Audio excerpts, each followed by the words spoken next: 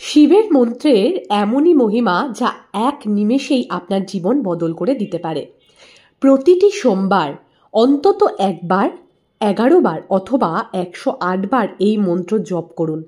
কিন্তু মজার বিষয় হলো, এই মন্ত্রের কথা আমরা সকলেই জানি, কিন্তু এই মন্ত্রের আক্ষরিক অর্থ কী? এই মন্ত্র কখন, কিভাবে, কি করে জপ করতে হবে?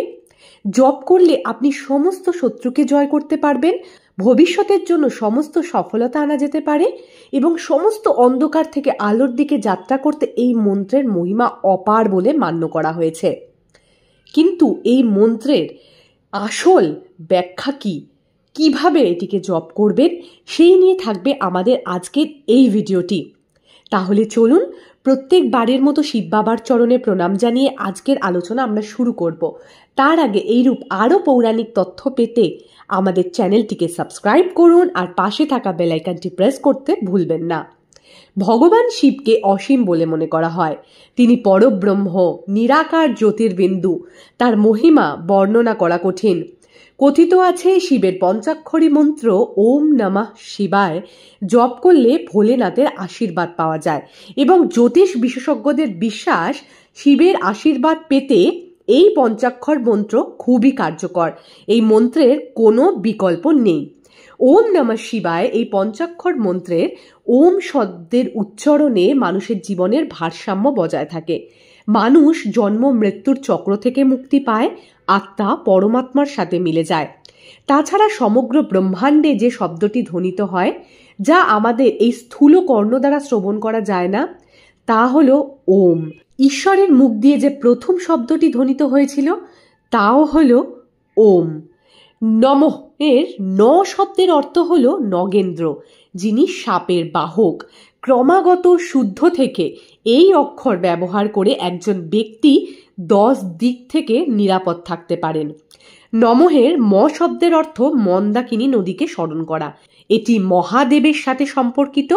এই বর্ণটি নদী, পাহাড় এবং ফুল ফল সমস্ত প্রকৃতিকে নিয়ন্ত্রণ করে।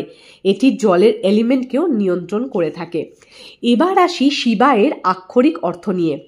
শিবায়ের স শব্দ অর্থ শিবের ক্ষমতা ও স্বয়ং শিব যিনি কল্যাণময়। এটি সবচেয়ে উপকারী শব্দ বলে মনে করা হয়। এই বর্ণটি জীবনে অপার সুখ ও শান্তি নিয়ে আসে। ব অক্ষরটি শিবের তৃতীয় নয়নের সঙ্গে জড়িত। এই বর্ণ ভগবান শিবের উগ্র রূপ দেখায়। এই বর্ণের ব্যবহার সমস্ত গ্রহ ও নক্ষত্রকে নিয়ন্ত্রণ করে। শিবায়ের 29 অক্ষরের অর্থ শিব আদি, অনাদি ও অসীম। এই বর্ণের অর্থ হলো শিব সর্বব্যাপী, সর্বত্র তার নিবাস। এই হলো পঞ্চাক্ষর মন্ত্র ওম নমঃ শিবায়ের ব্যাখ্যা। তবে কিভাবে মন্ত্রটি জপ করতে হবে সেটা সংক্ষেপে জানাই। সাধারণত শিব পুজো করে এই মন্ত্র জপ করা উচিত। এছাড়া ব্রহ্ম মুহূর্ত, সন্ধ্যাকালীন পুজোতেও এই মন্ত্র জপ করা যেতে পারে। এই মন্ত্রের আরও কার্যকারিতাকে বাড়াতে 108টি রুদ্রাক্ষ মালার সাথে এই মন্ত্রগুলি জপ করতে পারেন। যে মন্ত্রের সাথে ওম শব্দটি জড়িত থাকে তাকে বৈদিক মন্ত্র বলা হয়। সেই মন্ত্র চলতে ফিরতে, উঠতে বসতে জপ করা যায় না। পরিষ্কার পরিচ্ছন্নতা মাথায় রেখে এই মন্ত্র জপ করতে হয়।